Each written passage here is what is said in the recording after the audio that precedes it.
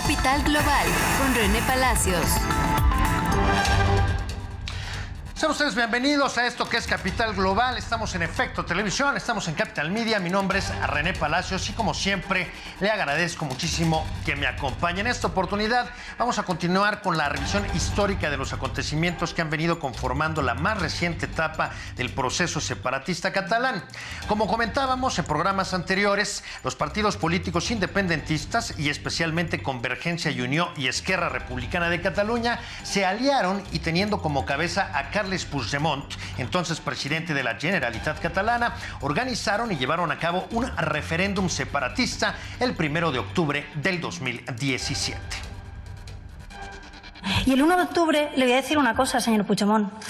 Por muchos errores que haya cometido el gobierno de España, nadie ha reconocido ese resultado. Nadie fuera de su ámbito, de sus, los que comparten su ideología o de los medios de comunicación a los que usted o bien directamente financia o en los que usted tiene capacidad de influir, ha comprado que el 1 de octubre sea base para hacer ningún tipo de decisión. Nadie en Europa apoya lo que usted acaba de hacer, señor Puigdemont. Nadie en Europa reconoce el 1 de octubre como ningún tipo de referéndum de independencia. Efectivamente, ningún actor europeo o mundial de importancia reconoció los resultados del referéndum del 1 de octubre, en el que evidentemente, y como era de esperarse, ganó el sí a la independencia de Cataluña. Y nadie lo reconoció básicamente porque efectivamente era ilegal, es decir, se convocó, se organizó y se llevó a cabo al margen de lo que establece la Constitución española, todo lo cual no impidió que sus resultados fuesen empleados por el gobierno catalán como base legitimadora para finalmente realizar una declaración unilateral de independencia el 10 de octubre del 2017 por parte del entonces presidente de la Generalitat, Carles Puigdemont, declaración que adquiriría carácter oficial 17 días después, cuando fuera aprobada por el Parlamento catalán. Nosotros, representantes democráticos del pueblo de Cataluña, en el libre ejercicio de nuestro derecho de autodeterminación y de acuerdo al mandato recibido por la ciudadanía de Cataluña, constituimos la República Catalana como Estado independiente y soberano de derecho democrático y social.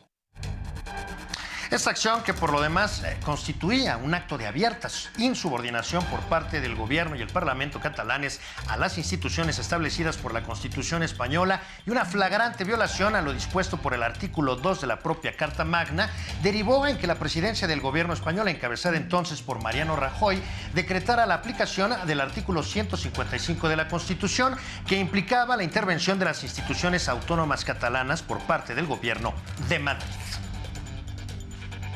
Primero, a proceder al cese del presidente de la Generalitat de Cataluña, del vicepresidente y de los consejeros que integran el Consejo de Gobierno de la Generalitat de Cataluña. El ejercicio de dichas funciones corresponderá a los órganos o autoridades que a tal efecto cree o designe el Gobierno de la Nación. La aplicación del artículo 155 no se detuvo ahí, sino que implicó el inicio de procesos penales en contra de varios integrantes del gobierno catalán que, al destinar recursos públicos a la organización de un referéndum prohibido por el Tribunal Supremo Español y contrario a lo establecido por la Constitución, pues habían incurrido en delitos como prevaricación, malversación y rebelión.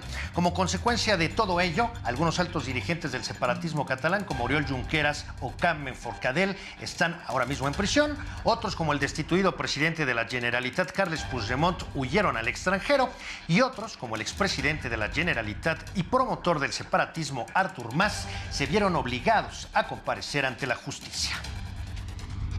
He intentado explicar al tribunal, al juez instructor, la verdad de las cosas. La verdad es que efectivamente hubo un referéndum el 1 de octubre. También es verdad que la declaración de independencia del 27 de octubre pues, tuvo un valor puramente simbólico. El referéndum fue algo real.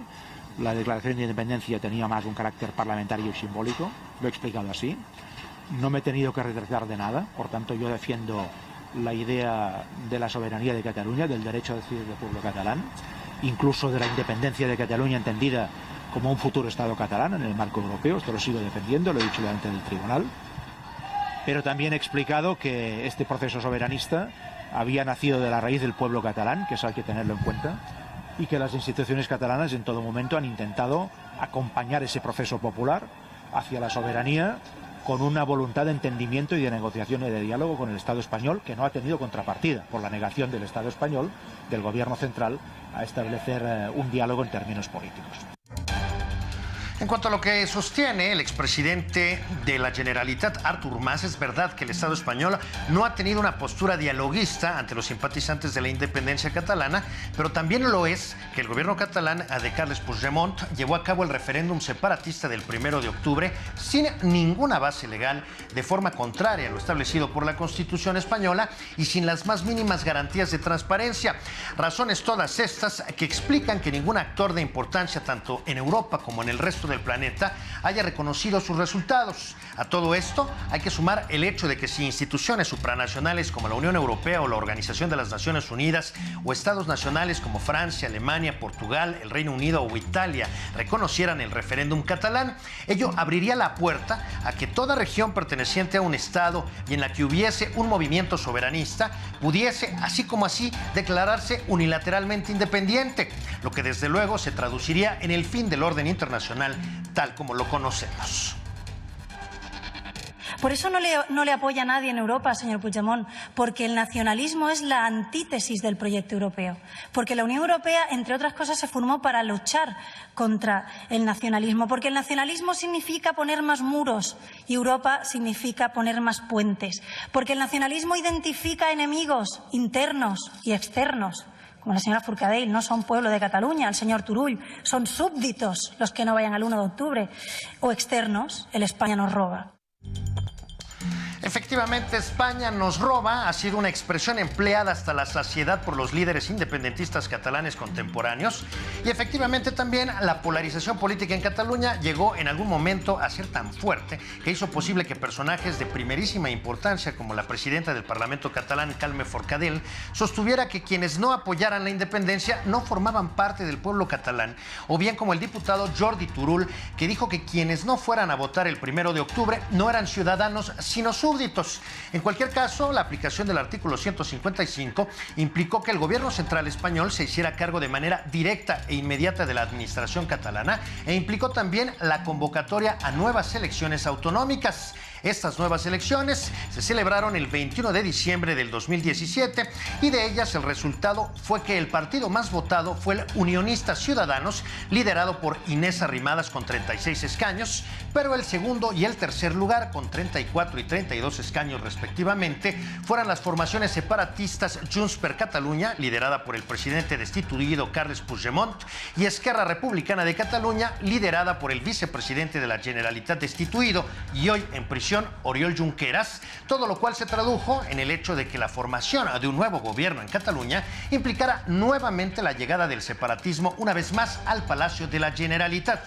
Como el expresidente destituido Carles Puigdemont se encontraba en el exilio y como Oriol Junqueras se encontraba en prisión, no quedó de otra que nombrar como presidente del gobierno autonómico a Joaquim Torra. Quim Torra, pues, es decir, un personaje que ocupaba el 11º lugar de la segunda lista más votada. O sea, frente a la necesidad de definir quién dirigiría el gobierno catalán, Torra no fue el plan B ni el C, sino el plan Z, y teniendo esto claro, así fue como se expresó en su sesión de investidura el flamante presidente de la Generalitat catalana, Joaquim Torra. A la hora de comenzar este debate de investidura quiero dejar muy claro una cosa. Nuestro presidente es Carles Puigdemont. Seremos leales al mandato del 1 de octubre. Construir un Estado independiente con forma de república. Y nuestro programa de gobierno es la cohesión social y la prosperidad económica de Cataluña. A pesar de que en su discurso Torra dejó claro que continuará apoyando la causa independentista y dejó claro también que para él Carles Puigdemont es el presidente legítimo de Cataluña, el gobierno central de Madrid, todavía encabezado por Mariano Rajoy, permitió que Torra se convirtiera oficialmente en el nuevo presidente de la Generalitat catalana.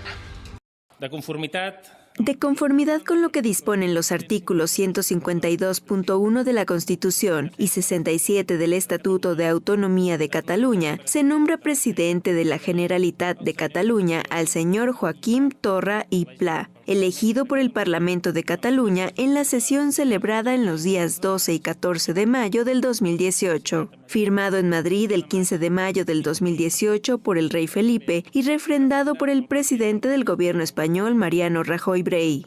Prometo cumplir lleialment les obligacions del Prometo cumplir lealmente las obligaciones del cargo de presidente de la Generalitat con fidelidad a la voluntad del pueblo de Cataluña, representado en el Parlamento de Cataluña. Es así que desde el 17 de mayo del 2018, Quim Torra es oficialmente el presidente de la Generalitat catalana. De esa fecha en adelante siguieron los jaloneos en torno a la difícil relación entre el gobierno de Cataluña y el gobierno de Madrid, hasta que la sentencia dictada a finales de ese mes por las autoridades judiciales españolas en contra de los principales cabecillas del caso Gürtel, que implicó que el Poder Judicial español calificara el testimonio del presidente del gobierno, Mariano Rajoy, como de poco creíble, generó un escándalo tal que hizo que entre el último día de mayo y el 1 de junio prosperara en el Congreso de los Diputados una moción de censura en contra del gobierno del Partido Popular encabezado por Mariano Rajoy, haciendo que este cayera del poder. De esta manera, a la presidencia del gobierno español ascendió Pedro Sánchez Pérez Castejón, líder del Partido Socialista Obrero Español, quien sobre la crisis catalana ha mostrado una postura más abierta al diálogo que la adoptada por Mariano Rajoy a lo largo de su administración, aunque siempre basada en el Estatuto de Autonomía de Cataluña y especialmente en la Constitución española. Que la clave para resolver la crisis catalana tiene mucho que ver con superar la dinámica de bloques y, por tanto, el tratar de abrir espacios de diálogo, de encontrar espacios de consenso. Y los espacios de diálogo y de consenso, señor Tardá, a mi juicio y a juicio del Grupo Parlamentario Socialista y del Partido Socialista Obrero Español, son el Estatuto de Autonomía que votaron los catalanes y es también, por supuesto, la Constitución española que votaron mayoritariamente los catalanes. Y dentro de ese marco constitucional estatutario, encontrar, lógicamente, los puntos que permitan sentar las bases para un diálogo y para convivir en un proyecto común que es España. Es probable, pues, que los caminos del diálogo en lo relativo al entuerto catalán se abran con Pedro Sánchez al frente del gobierno español. Lo ideal, a juicio de no pocos, es que las alternativas no se reduzcan a dos, es decir, por una parte independencia catalana y por la otra no independencia catalana, y que en lugar de ello surja una tercera vía que implique un nuevo arreglo confederal que dote a los catalanes de mayores niveles de autonomía, pero siempre dentro del proyecto español. Es difícil pensar que Pedro Sánchez esté dispuesto a una solución distinta, es decir, esté dispuesto verdaderamente a abrir el diálogo en torno a una posible independencia de Cataluña, porque como acabamos de escuchar, Sánchez ha hecho especial énfasis en la importancia de que este diálogo se dé en el marco de la Constitución española y, bueno, pues de acuerdo a la misma, no hay un camino legal hacia la independencia, en virtud de que en su artículo 2, la Carta Magna establece, palabras más, palabras menos, que España es una e indivisible. Así que todavía tendrá que correr mucha agua bajo el puente para que el problema catalán encuentre una solución.